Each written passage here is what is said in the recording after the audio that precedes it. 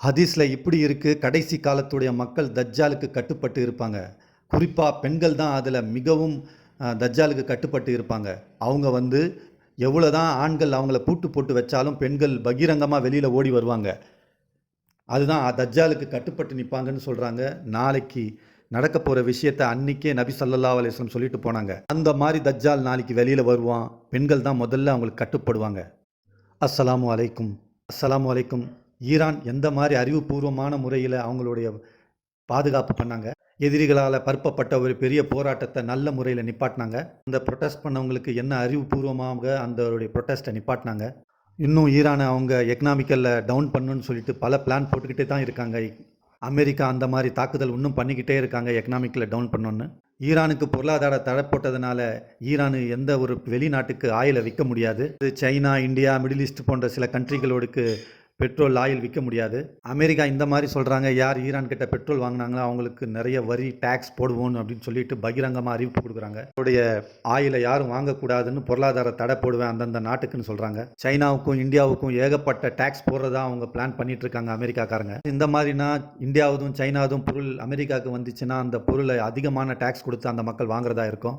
அதிகமான டேக்ஸ் எதுக்குன்னா, அந்த பொருளுடைய விலை அதிகமாச்சுன்னா அங்கே இருக்கிற மக்கள் யாரும் அதை வாங்க மாட்டாங்க. இங்கே சைனாலும் இந்தியாவிலும் உற்பத்தி பண்ண முடியாத நிலைமை மாறும். அந்த பொருள் விலை அதிகமாச்சுன்னா மார்க்கெட்லேருந்தே வெளியே தூக்கிடுவாங்க. ஏகப்பட்ட நஷ்டம் ஏற்படும். அதே பொருள் அதே ஊரில் அதிகமான விலையில் விற்றுச்சுன்னா அதே ஊரில் ரொம்ப கம்மியான விலை எது இருக்கோ அந்த பொருளை மக்கள் வாங்குவாங்க. இதனால் சைனா இந்தியாவோட ப்ராடக்ட் நின்றுடும். அதிக விலையில் இருக்கிற பொருளை மக்கள் அதை இக்னோர் பண்ணுவாங்க. அதனால் ப்ரொடக்ஷன் பண்ணுறது பாதிக்கும். அதனால் அந்த பொருள் ஃப்ளாப் ஆகிடும். அது விற்காது, வியாபாரம் ஆகாது. அப்படியே அந்த பொருளில் சந்தையில் அப்படியே நின்றுடும். அதனால் ரிட்டர்ன் அனுப்புறது ஆகிடும். டேரிஃப்னு சொல்லுவாங்க, விலை ஏற்றம்னு சொல்லுவாங்க, டேக்ஸ் போடுறதுன்னு சொல்லுவாங்க. ஈரான் மீது எக்கனாமிக்கல் சாங்ஷன் போகிறது எதுக்குன்னா, அவங்களுடைய ஆயிலும் கேஸும் வேறு எந்த ஊருக்கும் விற்கக்கூடாது. அதனால் அவங்க நிர்பந்தம் ஆகணும்னு நினைக்கிறாங்க அமெரிக்கா. ஈரானுக்கு ஏதாவது பொருள் தேவைப்பட்டாலும் அதுவும் வேறு எந்த நாட்டிலேருந்து வாங்க முடியாத அளவுக்கு அவங்க டேரிஃப் போட்டு, டேக்ஸ் போட்டு பொருளாதார தடை போகிறதுனால ஈரான் நிர்பந்தம் ஆகுது. இது வந்து ஈரான் வந்து எந்த பொருளை விற்கவும் முடியாது, எந்த பொருளை வாங்கவும் முடியாது. அந்த மாதிரி நிலைக்கு மாறப்படுது ஈரான். ஈரான் என்ன பண்ணிட்டு இருந்தாங்கன்னா, இத்தனை நாள் யுஏஇ மூலியமாக அவங்களுக்கு தேவையான பொருள் இருந்தாலும் சரி, அவங்க விற்க வேண்டிய பொருளாக இருந்தாலும் விற்றுட்டு இருந்தாங்க. இப்போ யுஏஇக்கும் பொருளாதார தடை போட்டதுனால யுஏஇயில் ஈரானுடைய ப்ராடக்ட் பேன் பண்ணிட்டாங்கன்னா என்ன ஆகும்? யுஏஇயில் அவங்க வாங்குகிற கம்பெனினால் யுஏஇக்கு பேன் பண்ணால் என்ன ஆகும்? இதெல்லாம் அமெரிக்கா வேணும்னு பண்ணுறாங்க. யுஏஇ கிட்ட ஈரான் கனெக்ஷன் இருக்கக்கூடாதுன்னு. ட்ரம்ப்புக்கு இது தெரிஞ்சிருச்சு, ஈரானுக்கு சப்போர்ட் யுஏஇ மூலியமாக ட்ரேட் நடக்குதுன்னு. அதனால் அமெரிக்கா என்ன சொன்னாங்கன்னா, அவங்களுக்கு 25% டேரிஃப் நாங்கள் போடுவோம் அப்படின்னு சொல்லி டிக்ளேர் பண்ணுறாங்க. யுஏஇக்கும் 25% டேரிஃப் அமெரிக்கா அறிவிச்சிருக்கு. அமெரிக்கா சும்மா இதை செய்யல. அவங்களுக்கு தெரிஞ்சிருக்கு ஒரு பெரிய போர் தயாராக போகுதுன்னு. அதுக்கு அவங்க ரெடி ஆகிட்டு இருக்காங்க. அதற்கு உண்டான சுச்சுவேஷன் அவர் வேணும்னு அமெரிக்கா மாற்றுது, போருக்கான சுச்சுவேஷன். இப்படி தெரியுது, இதெல்லாம் அமெரிக்கா யோசித்து ஒரு முடிவு எடுத்துக்கிட்டே இருக்காங்கன்னு. இப்போ நம்ம கடைசி உலக யுத்தம் செய்து தான் ஆகணும்னு அமெரிக்கா பிளான் பண்ணுறாங்க. போருக்கான முதல் ஃபஸ்ட்டு எது தேவைப்படுதுன்னா அது ஆயில் தான். அதனால் அந்த ஆயிலுக்கான ரிசோர்ஸுக்கு எல்லா நாட்டிலிருந்து ஆயில் வாங்குது அமெரிக்கா. உங்களுடைய ஏர்கிராஃப்டோ உங்களுடைய வாகனங்களோ எது நடந்தாலும் ஆயில் தான் அதுக்கு முக்கியமான தேவைப்படும். மிஷினரி, ஃபேக்ட்ரி, கரண்ட்டு அனைத்தும் உங்கள் ஆயில்னால தான் அது வந்து ஏற்படுத்த முடியும். இல்லைன்னா எதையும் நம்ம செய்ய முடியாது. அதனால தான் அமெரிக்கா உஷாராக அதை ஸ்டோர் பண்ணுறாங்க. இதான எனர்ஜி கண்டிப்பாக தேவைப்படும். இராணுவ தளவாடங்கள் செய்யணுன்னா கண்டிப்பாக அமெரிக்காவுக்கு அதற்கு உண்டான எனர்ஜி சோர்ஸ், மினரல்ஸ் தேவைப்படும். இதற்காக தான் வெனிசுலாவுக்கு அவர் ஆயில் பிடிக்கணும்னு சொல்லி அந்த நாட்டை பிடிச்சி வச்சிருக்காரு. ஃபின்லாண்டில் தேவையான மினரல்ஸ், தாது பொருட்கள் எதுக்கெல்லாம் தேவைப்படுதுன்னா போருக்கு தளவாடங்கள் செய்கிறதுக்கு போர் தேவைப்படுகிறது. இந்தியாவில் இருக்கிற அனைத்து உலகத்திலையும் தேவைப்படுகிற மினரல்ஸ் எல்லாம் எடுத்துகிட்டு வராங்க. அதில் பாகிஸ்தானும் அதில் சம்மந்தப்பட்டிருக்கு. இதுக்கு தேவையான ரிசோர்ஸ் தேவையோ மினரல்ஸோ அதெல்லாம் எடுத்து ஒருங்கிணைப்பு செய்கிறாங்க. இந்த மாதிரி மினரல்ஸ் ஏற்படுத்துகிறாங்க. அதனால் பேட்டரி செய்ய முடியும், சேட்டலைட் செய்ய முடியும். அந்த உண்டான மினரல்ஸ் எடுக்கிறாங்க. நிறைய சோலார் பேனல் செய்ய முடியும் அந்த மினரல்ஸால். எதுக்குன்னா அப்போ தான் அவங்க பெரிய போர் ஒன்று செய்ய முடியும். உக்ரைனுக்கு முன்னாடியும் ஒரு டீல் இந்த மாதிரி பண்ணாங்க. எதுக்குன்னா அவங்க கிட்ட இருக்கிற ஏகப்பட்ட மினரல்ஸ் எடுக்கிறதுக்காக உக்ரைன் கிட்ட அமெரிக்கா டீல் போட்டாங்க. உங்களுக்கு நான் போர் தடவாளங்கள் கொடுத்தேன், அதனால் அதற்கு பதிலாக நீங்கள் உக்ரைனில் இருக்கிற மினரல்ஸ் எங்களுக்கு கொடுக்கணும். இந்த மாதிரி அக்ரிமெண்ட் போட்டார் அமெரிக்கா. உங்களுக்கெல்லாம் தெரிஞ்சிருக்கும், 1973 கிபூர் என்ற ஒரு பெரிய வார் நடந்துச்சு. அது அரபு இஸ்ராயல் வார் கூடன்னு சொல்லுவாங்க. இப்போது சவுதி அரேபியாவுடைய ஷா ஃபைசல் என்ன சொன்னார்னா, இந்த மாதிரி ஒரு பாடம் நடத்தினார் இஸ்ராயலுக்கும் அமெரிக்காவுக்கும் Shah Faisal. 1973 Israel and Syria நாட்டில் போர் பண்ணாங்க. இஸ்ரேல், அமெரிக்கா, யூரோப்பு சேர்ந்து போர் பண்ணாங்க. அதில் இஸ்ராயலுக்கு ரொம்ப சப்போர்ட் பண்ணாங்க. அதனால் அமெரிக்கா உடைய வெறும் கோபம் ஏற்பட்டது அரபு கண்ட்ரிகளில். பெட்ரோல் தயாரிக்கிற கண்ட்ரிகள் நாங்கள் சகோதரர்களை அடிக்கிறாங்கன்னு ஒரு கோபம் ஏற்பட்டது. சவுதி அரேபியாவுடைய தலைவர் ஷா ஃபைசல் என்ன சொன்னார்னா, என்ன பண்ணார்னா, சவுதி அரேபியா கண்ட்ரியோட ஒப்பேக்க ஒன்று சேர்ந்து அமெரிக்காவுக்கு இனிமேல் நம்ம பெட்ரோல் கொடுக்கக்கூடாதுன்னு ஒரு முடிவு எடுத்தார். எந்த நாடு இஸ்ராயலுக்கு சப்போர்ட் பண்ணுறாங்களோ அவங்களுக்கு பெட்ரோலும் ஆயிலும் கேஸும் கொடுக்க மாட்டோன்னு ஒரு முடிவு எடுத்தாங்க. அந்த நேரத்தில் யார் ஆயுதங்கள் கொடுத்தாங்கன்னா அது அமெரிக்கா தான் பெரும் அளவுக்கு கொடுத்துருந்தாங்க இஸ்ராயலுக்கு. அமெரிக்கா, நெதர்லாந்து, யூரோப்பியன் போன்ற சில கண்ட்ரிகளுக்கு ஆயிலே கொடுக்கக்கூடாதுன்னு ஒரு முடிவு எடுத்தாங்க. எண்ணெய் சப்ளை மட்டும் குறைக்கல, எண்ணெய் ப்ரொடக்ஷன் பண்ணுறதே நிப்பாட்டியிருந்தாங்க சவுதிக்காரங்க அந்த காலத்தில். சப்ளை குறைஞ்சதுனால அமெரிக்கா பெரும் பாதிப்பு ஏற்பட்டுச்சு. அமெரிக்காவுடைய ஆயிலோடைய ப்ரைஸ் 400% அளவுக்கு உயர்ந்துச்சு. அந்த அளவுக்கு டேமேஜ் ஆச்சு அமெரிக்கா. நீங்கள் இமேஜின் பண்ணி பாருங்கள், திடீர்னு ஒரு டேக்ஸு ப்ரைஸ் 400% விலை உயர்ந்துச்சுன்னா அந்த ஊர் என்ன ஆகும்? அதனால் என்ன ஆகும்? பெட்ரோலுடைய விலை அதிகமானால வேகமாக எல்லா பொருட்களுடைய விலை ஏறும், அதிகமாகும், எல்லா திண்டாட்டம் வந்துடும். அதனால எல்லா பொருளோட தட்டுப்பாடு ஏற்படும். அமெரிக்காவில் இருக்கிற மக்களுக்கு ஒன்றும் புரியாது, என்னடா நடக்குது, ஏன் திடீர்னு இந்த விலைவாசி ஏறிச்சு, ஏன் எல்லா பொருளோட விலை ஏறுது, ஏன் டிமாண்ட் ஆகுதுன்னு அவங்க புரியாமல் நிற்பாங்க. அப்போ அவங்களுக்கு புரிஞ்சது, அரபுடைய எண்ணெய் இல்லாமல் நம்ம உலகத்தை முழுமையாக நடத்த முடியாது, நம்ம அமெரிக்காவை முழுமையாக நடத்த முடியாதுன்னு அவங்களுக்கு புரிஞ்சது. நம்மளுடைய டிபெண்ட் எண்ணெய் இல்லாமல் இருக்க முடியாதுன்னு நினச்சாங்க அமெரிக்காக்காரங்க. கிங் ஷா ஃபைசல் இப்படி சொன்னார், நாங்கள் எப்படிப்பட்டவங்கன்னா நாங்கள் கஜூரு ரொட்டி தின்ன இருந்துருவோம், ஆனால் நீங்கள் அந்த மாதிரி இருக்க முடியாது, நாங்கள் ஆயில் இல்லைன்னா கூட இருந்துருவோம், நீங்கள் இருக்க முடியுமான்னு கேள்வி கேட்டார் அந்த நேரத்தில். ஆனால் அமெரிக்காக்காரங்க, இல்லை வெளிநாட்டுக்காரங்க, ஆயில் இல்லாமல் நீங்கள் வாழ்க்கை நடத்த முடியாது, ஆயில் உங்களுக்கு இம்பார்ட்டண்டான ஒரு பொருள். அமெரிக்காவுக்கு இதனால் ஏகப்பட்ட நஷ்டம் ஏற்பட்டது. அது இன்னி வரைக்கும் அவங்களுக்கு நினைவு இருக்குது ஷா ஃபைசல். இப்போ இது பார்க்கலாம், பாகிஸ்தான், துருக்கி, சவுதி அரேபியா சேர்ந்து ஒரு நோட்டப்படை உருவாக்க நினைக்கிறாங்களே, இந்த கனவு இவங்க பார்க்கல. இந்த கனவு 1974 கிங் ஷா ஃபைசல் பார்த்த கனவு. அது 1974 இஸ்லாமிக் ஒரு கான்ஃபரன்ஸ் நடந்துச்சு. முஸ்லீம் நாட்டோ படையோடைய கனவு ஷா ஃபைசல் தான் பார்த்துருந்தாரு. பின்னாடி முக்கிய காரணம் என்ன இருந்துச்சுன்னா, அனைத்து முஸ்லீம் கண்ட்ரிக்கு யாராவது ஒரு வெஸ்டர்ன் கண்ட்ரி தாக்குதல் பண்ணால் அதுக்கு தக்க பதில் அடிக்கிறதுக்கு பிளான் பண்ணாங்க.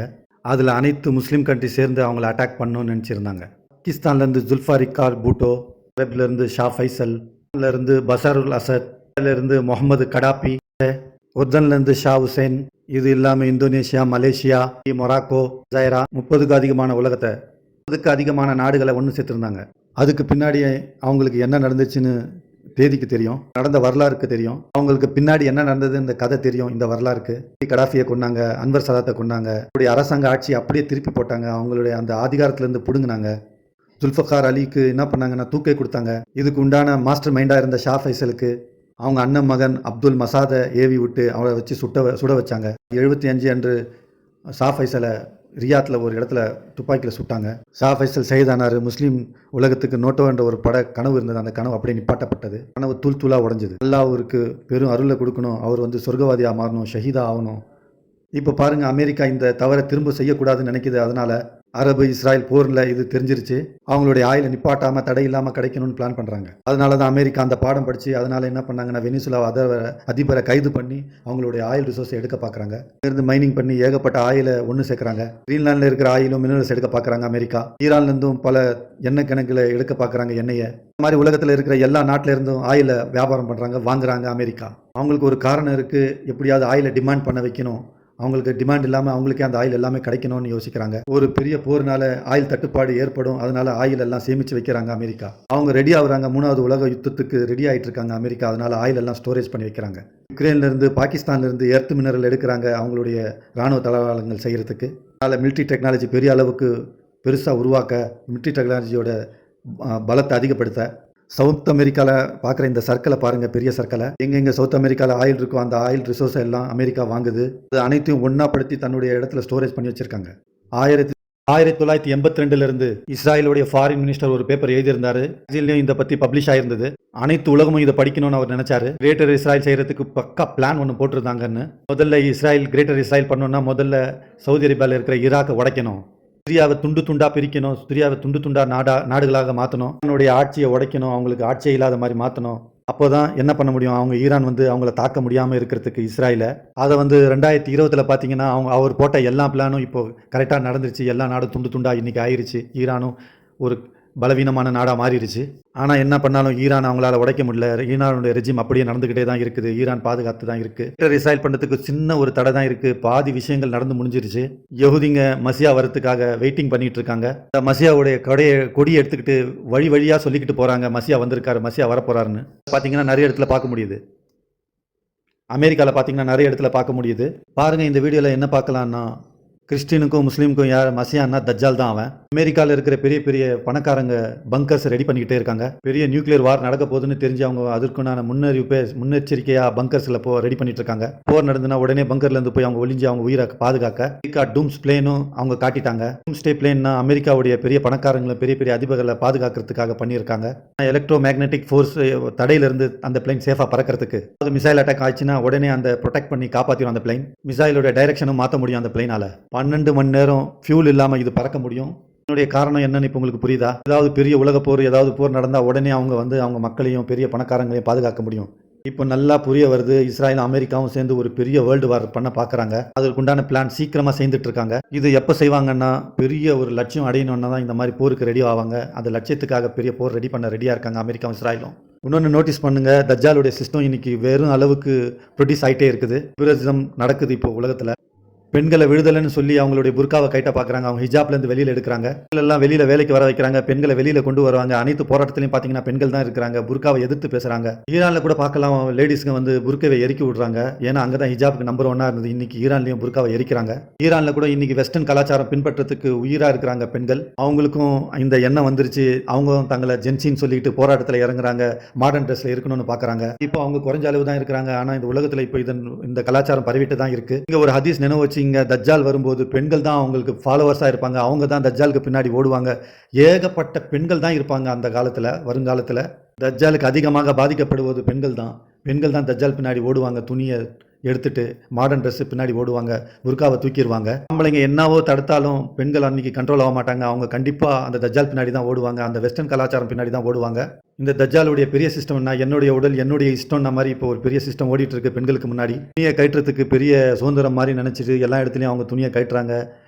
வரத்துக்கு ஒரு ஃப்ரீடம் கேட்குறாங்க. தஜ்ஜால் பின்னாடி போகணும்னு சொல்லி பிளான் பண்ணிட்டு இருக்காங்க பெண்கள். அவங்க அம்மா அப்பா அண்ணன் தம்பி உறவினர்கள் எல்லாம் தப்பாக நினைப்பாங்க. ஆண்கள் எல்லாம் பெண்கள் தஜ்ஜால் பின்னாடி போகணும்னு நினைப்பாங்க. ஆண்களுக்கு கண்ட்ரோல் ஆக மாட்டாங்க. நாளைக்கு வரக்கூடிய பெண்கள் தஜ்ஜாலை தான் ஃபாலோவர்ஸ் ஆக்குவாங்க. அதில் ஈசா அலைஹிஸ்ஸலாம் மசியான்னு நினச்சிட்டு பின்னாடி ஓடுவாங்க. நீங்கள் பார்த்தீங்கன்னா நாடகம், சினிமா, படம் அனைத்துலேயும், அது இல்லாமல் சோஷியல் மீடியா போன்ற அனைத்துலேயும் பெண்கள் பார்த்தீங்கன்னா அரைக்குறையான ஆடைகளோடு வந்து டான்ஸ் ஆடுறாங்க, ரீல்ஸ் போடுறாங்க. ஃபீமேல் இருக்கிற பெண்கள் அனைத்தும் என்ன பண்ணுறாங்க, கொஞ்சம் கொஞ்சமாக அவங்களுடைய துப்பட்டாக்களை புர்காக்களை கட்டிட்டு இன்றைக்கி பெரும் விளம்பரத்தில் வந்து நடிக்கிறாங்க. தெரியாமல் எல்லா சேனல்லையும் பெண்கள் வந்து முஸ்லீம் பெண்கள் எல்லாம் புர்காவை கட்டிட்டு பெரும் அளவுக்கு நடிக்கிறாங்க. பெரும் அளவுக்கு புர்காவை ரிஜெக்ட் பண்ணுறாங்க.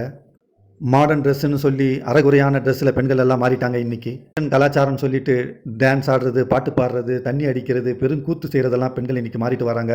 சாராயம், தண்ணி, விபச்சாரம், சூது போன்ற அனைத்தையும் இன்றைக்கி பெண்கள் செய்கிறாங்க. இன்றைக்கி ஒவ்வொரு ஃபேமிலிலையும் பெண்களை வெளியில் கொண்டு வந்து ஹைப் வாங்குறதுக்கும், சோஷியல் மீடியாவில் பெரும் அளவுக்கு ஃபேமஸ் ஆகிறதுக்கும், பணம் சம்பாதிக்கிறதுக்காகவும் பெண்களை இன்றைக்கி காட்சி பொருள் போல் பார்த்து காட்டிகிட்டு இருக்காங்க. லூத் அலைஹிஸ்ஸலாம் வந்த ஓரின சேர்க்கை போன்ற அனைத்து விஷயங்களும் இன்றைக்கி காமனாக டிவிலையும் படத்துலையும் காட்டி ஓரின சேர்க்கையை பெரும் அளவுக்கு ப்ரொமோட் பண்ணுறாங்க. இன்றைக்கி இப்போ பார்த்தா ஆணும் பெண்ணும் ஒரு ஹிஜாப் இல்லாமல் ஒருத்தருக்கு ஒருத்தர் லவ் பண்ணுறேன்னு சொல்கிற விதத்தில் விபச்சாரம் பண்ணிவிட்டு ஒருத்தருக்கு ஒருத்தர் ஏமாற்றிட்டு ஒருத்தருக்கு ஒருத்தர் உறவு முறைகளை மாற்றி கெட்ட வழியில் பெண்களும் ஆண்களும் இன்றைக்கி மாறிக்கிட்டே இருக்காங்க. தஜ்ஜாலுடைய உலகம் போல் தஜ்ஜாலுக்கு ஃபாலோவர்ஸாக எல்லாம் மாறிட்டு இருக்காங்க ஆண்களும் பெண்களும். இப்போ அளவு கடந்து ரொம்ப மாறிட்டு போயிட்டாங்க. உலகத்தில் இருக்கிற மக்கள் அனைவரும் தஜ்ஜாலுடைய சிஸ்டத்தை அப்படியே அடாப்ட் பண்ணிக்கிட்டாங்க. ரசூலுல்லாஹி ஸல்லல்லாஹு அலைஹி வஸல்லம் சொல்லிட்டு போனாங்க, கடைசி காலத்தில் வரக்கூடிய பெண்கள் அம்மா அப்பா கிட்ட வெறியும் பிரச்சனையை பண்ணிகிட்டே இருப்பாங்க. வீடு பாதுகாவலரெல்லாம் விட்டுட்டு வந்து தஜ்ஜால் பின்னாடியே வந்துடுவாங்க பெண்கள். நாளைக்கு தஜ்ஜாலுடைய சிஸ்டத்தில் ஒன்றா சேர்ந்துக்கிட்டே இருக்காங்க. தஜ்ஜாலுக்கு எல்லாரும் சேவியர் நினைக்கிறாங்க. இது கண்டிப்பாக நார்மலே இல்லை. இது வேறு அளவுக்கு ஒரு பிரச்சனையை கொண்டு வர பார்க்குது. நீங்கள் தஜ்ஜாலுடைய ஹதீஸில் பார்த்தீங்கன்னா எந்த மாதிரி இந்த சிஸ்டம் நடக்க போகுது, வருங்கால சிஸ்டம் எந்த மாதிரி இருக்கும், அது சொன்ன மாதிரியே இப்போ அப்படியே மாறிக்கிட்டே வருது. எல்லாரும் என்ன நினச்சிக்கிறாங்க, தஜ்ஜால் இந்த மாதிரி ஒரு ஆள் அவன் முன்னாடி வரும்போது நம்ம எல்லாரும் கண்டுபிடிச்சோன்னு நினச்சிட்டு இருக்காங்க. தஜ்ஜால் இந்த மாதிரி சிஸ்டம் இருப்பான், எல்லாருடைய மூளையை ஆக்குப்பை பண்ணிப்பான், எல்லாரையும் மாற்றிடுவான். தஜ்ஜால் நீங்கள் நினைக்கிற மாதிரி தஜ்ஜால் இப்போ வரப்போகிறது கிடையாது. தஜ்ஜால் வேறு லெவலில் வருவான். எல்லாருடைய மூளையும் எல்லாருடைய டிரான்ஸ்மிட்டர்லேயும் வந்து எல்லாருடைய செல்ஃபோன்லேயும் வந்து அவன் வந்து மூளையை மழுக்குவான். எது போய் எது உண்மைன்னு தெரியாத அளவுக்கு அவங்களை எல்லாரையும் மாற்றிடுவான். நீங்கள் அந்த அளவுக்கு போதையாக வாய்ப்பட்டவர்களாக நாளைக்கு தஜ்ஜால் பின்னாடி மாறிடுவீங்க. காரணத்தில் மூவி இண்டஸ்ட்ரி, ட்ராமா இண்டஸ்ட்ரி, எல்லா இண்டஸ்ட்ரியும் ஃபேஷன் இண்டஸ்ட்ரி, நியூஸ் மீடியா அனைத்தும் கையில் இருக்கிற ஃபோனு, உங்கள் கையில் இருக்கிற இன்டர்நெட் எல்லாமே நாளைக்கு தஜ்ஜால் விஷமாக இருக்கும். ரசூலுல்லாஹி ஸல்லல்லாஹு அலைஹி வஸல்லம் உடைய இன்னொரு முக்கியமான பெரிய ஹதீஸ் ஒன்று இருக்குது. தஜ்ஜாலுடைய ஃபித்னா கியாமத்து காலத்துக்கு முன்னாடி ஃபித்னா பெரும் அளவுக்கு வந்து இருக்கும். ஒவ்வொரு வீட்லேயும் மழை பெய்கிற மாதிரி தஜ்ஜாலுடைய ஃபித்னா எல்லார் வீட்லேயும் அன்னைக்கு போய் சேரும். இந்த வீடும் எப்படி மழை பெய்யும் போது பாதுகாப்பாக இல்லாமல் இருக்குமோ, மழை கண்டிப்பாக வருமோ, அதே மாதிரி எல்லார் வீட்லேயும் தஜ்ஜாலுடைய ஃபித்னா நாளைக்கு வந்தே சேரும். சில பேர் தான் அவங்களுடைய அமல்னால அல்லாஹ் பாதுகாப்பான். ஆனால் எல்லாருடைய மெஜாரிட்டியான மக்கள் அனைவரும் தஜ்ஜாலுடைய ஃபித்னால மாட்டிப்பாங்க நாளைக்கு. அதிகமான ஆண்களை விட அதிகமான பெண்கள் தான் நாளைக்கு தஜ்ஜால் விஷயத்தில் மாட்டுவாங்க. இதில் சஹி முஸ்லீமில் நீங்கள் பார்க்கலாம் தஜ்ஜாலுடைய ஹதீஸு, கிதாபுன் ஃபித்னில் பார்க்கலாம் தஜ்ஜாலுடைய ஹதீஸை. கியாமத் எப்போ வரும்னா, முஸ்லீம்கள் வந்து யூதர்களுடைய ஒரு போரிடாத வர கியாமத் முன்னாடி வராது. ஒரு பெரிய போர் நடக்கும் யூதர்கள் கிட்ட. அதில் 70,000 யஹூதிகள் அஸ்பஹான் ஷெஹர் ஊர்ல இருந்து வருவாங்க. அந்த அஸ்பஹான் எங்கே இருக்குன்னா ஈரானில் தான் இருக்கு. அவங்க வந்து தஜ்ஜாலுக்கு பாதுகாப்பு கொடுப்பாங்க. தஜ்ஜால் பின்னாடி போவாங்க அவங்க 70,000 யூதர்கள். ஈரான் என்றது ஈரானுடைய ஒரு பெரிய நகரமாகும். யஹூதிகள் ஏகப்பட்ட பேர் வாழ்ந்துட்டு வராங்க. ஈரானில் பார்த்தீங்கன்னா தெஹரான், அஸ்பஹான் போன்ற நாடுகளில் யஹூதிகள் அதிகமாக இருக்கிறாங்க. இவங்க இன்னைக்கும் பார்த்தீங்கன்னா ஈரானில் 25,000 பேர் இருக்காங்க. இன்னும் கொஞ்ச நாளில் பார்த்தீங்கன்னா 70,000க்கும் மேலே அதிகமாக அவங்க ஆயிடுவாங்க. இந்த யூதர்கள் தான் நாளைக்கு தஜ்ஜாலுக்கு ஃபேவராக நடந்து போவாங்க. அன்னைக்கே சொல்லிட்டு போனாங்க, ஈரான்லேருந்து 70,000 யூதர்கள் வந்து சேர்ந்து தஜ்ஜால் பின்னாடி போவாங்க. ரசூலுல்லாஹி ஸல்லல்லாஹு அலைஹி வஸல்லம் ஒரு ஹதீஸ் சொல்லிட்டு போனாங்க, எப்படி காஃபிருங்க ஒன்றா சேர்ந்து உங்களுக்கு விருந்துக்கு எப்படி சாப்பாடு அழைக்கிறாங்களோ அந்த மாதிரி நாளைக்கு முஸ்லீமை அடிக்கிறதுக்காக எல்லாரும் ஒன்றா சேர்ந்து அடிப்பாங்கன்னு சொன்னாங்க நபி ஸல்லல்லாஹு அலைஹி வஸல்லம். சஹாபாக்கள் கேட்டாங்க, என்ன அப்போ முஸ்லீமுடைய ஒற்றுமை இருக்காதா, முஸ்லீமுடைய மக்கள் அதிகமாக இருக்க மாட்டாங்களா அப்படின்னு கேட்டாங்க. முஸ்லீம்கள் அன்றி கடல் நுரை போல அதிகமாக இருப்பாங்க, ஆனாலும் ஒற்றுமை இருக்காது. உலகத்தில் அவங்களுக்கு வந்து வாழ்கிற ஆசையும் பணம் ஆசையும் வந்துடும். அதனால் அவங்க ஒற்றுமை இல்லாமல் காஃபிருங்கிட்ட அடி வாங்குவாங்க. அந்த ஹதீஸ் இப்போ நடக்கிற மாதிரி தெரியலையா பாருங்கள். இன்றைக்கி எத்தனை நாடுகள் இருக்குது, ஆனால் யாரும் வந்து ஒற்றுமையாக இல்லை. முஸ்லீம் கிட்ட ஏகப்பட்ட பணம் இருக்குது, ஏகப்பட்ட மினரல்ஸ் இருக்குது. ஆனால் இன்றைக்கி பார்த்தீங்கன்னா முஸ்லீம்கள்கிட்டையும் ஒற்றுமையே இல்லை. இப்போ பார்த்தீங்கன்னா அந்த நாடுகள் இப்போ ஒன்று ஒன்றா சேர பார்க்குது. ஏன்னா இப்போ என் டைம் கிட்ட அருகாமையில் வந்திருக்கு. ஏன்னா முஸ்லீம்களுக்கும் மற்ற காஃபிர்களுக்கும் சேர்ந்து ஒரு பெரிய போர் நடக்க போகுது. ரசூலுல்லாஹி ஸல்லல்லாஹு அலைஹி வஸல்லம் உடைய இன்னொரு ஹதீஸை நீங்கள் கேளுங்க. முஸ்லீம்கள் யூதர்களுடன் ஒரு பெரிய போர் பண்ணுவாங்க. அந்த போரில் இந்த யூதர்கள் 70 மற்றும் ஒரு 80 கொடியின் கீழே இருப்பாங்க. ஒவ்வொரு கொடிக்கு கீழே 12,000 போர் வீரர்கள் இருப்பாங்க. அது இப்போ கரெக்டாக நடந்துட்டு இருக்குது. நேட்டோடையில் இருக்கிற 80 நாடுகளில் 70 நாடுகளில் ஒவ்வொரு பெட்டாலியனில் 12,000 வீரர்கள் இருக்கிறாங்க. அதனால் கடைசி பெரிய உலக யுத்தம் ஒன்று செய்ய போகிறாங்க. அதற்கு பிறகு இமாம் மஹதி, தஜ்ஜால் 2 பேரும் வருவாங்க. கூடிய சீக்கிரம் நடக்க போகுது. கிரேட்டர் இஸ்ராயல் பண்ணுறதுக்கு பெரிய முல்லா நினைக்கிறது ஈரானை எப்படியாவது தூக்கணும்னு பார்க்குறாங்க. அப்புறமா பாகிஸ்தான் துருக்கியை தூக்குவாங்க. இஸ்ராயல் பாகிஸ்தானும் துருக்கியும் மறக்கிறது தவிர வேறு எந்த வேலையும் செய்ய மாட்டாங்க. பாதுகாப்பாக எந்த விஷயம் செய்ய மாட்டாங்க. அவங்கவுங்க இடத்துல அவங்க அப்படியே உட்காந்துட்டு இருப்பாங்க. எண்ட் ஆஃப் நேரத்தில் வந்து என்ன ஆகுனா, முஸ்லீம் கண்ட்ரியில் இருக்கிற அனைத்து மக்களும் சாவாங்க. ஏகப்பட்ட போர்க்காலத்தில் மடிவாங்க போல. அல்லாஹ் இவங்களை கண்டிப்பாக இமாம் மஹதினால எல்லா முஸ்லீம்களை ஒன்று சேர்ப்பாங்க. ஒன்று சேர்த்து பெரிய ஒரு போர் அவங்களும் செய்வாங்க. இப்போ பாருங்க, அதுக்கு உண்டான நேரம் நெருங்கி விட்டா போல தெரியுது. எல்லா அரபு நாடுகளும் எல்லா மற்ற நாடுகளும் ஒன்று சேர ஆரம்பிக்கிறாங்க. இந்த வீடியோவில் இவ்வளோ நேரம் நம்ம சொன்னது எல்லாம் எதுக்குன்னா, உங்களை பயமுறுத்துறதுக்காக இல்லை. கடைசி காலகட்ட நேரத்தில் நம்ம வந்திருக்கோம். நம்ம வந்து அதற்குண்டான அறிவுப்படி நடக்கணும். அல்லாவுக்காக பயப்படணும். அல்லாஹ் சொன்னபடி நம்மளுடைய வாழ்க்கை முறைகளை மாற்றணும். நேர் வழி உண்மை வழியாக நடக்கணும். மக்கள் ஒருத்தருக்கு உதவியாக இருக்கணும். இதுக்காக தான் இந்த விஷயம் சொல்லப்படுகிறது. எப்படி ஒரு பறவை வந்து பூனைக்கிட்ட மாட்டிக்கிட்டா எந்த நிலைமை ஆகுமோ அந்த மாதிரி நம்ம நிலைமை ஆயிடக்கூடாது. அதனால் நம்ம என்ன பண்ணணும்னா, நம்மளும் இதற்கு பாதுகாப்பாக ஒரு முடிவு எடுக்கணும். அல்லாஹ்கிட்ட நேர்வழியை கேட்கணும். நேர்வழியின்படி நம்ம நடக்கணும். இந்த விஷயங்கள் எல்லாம் கேட்டு அதன்படி அமல் செய்யணும். அல்லாஹ்கிட்ட துவா செய்யணும். முஸ்லீம் மக்கள் அனைவரையும் பாதுகாத்துருன்னு சொல்லி. அஸ்ஸலாமு அலைக்கும் வரஹ்மத்துல்லாஹி வபரகாத்துஹு.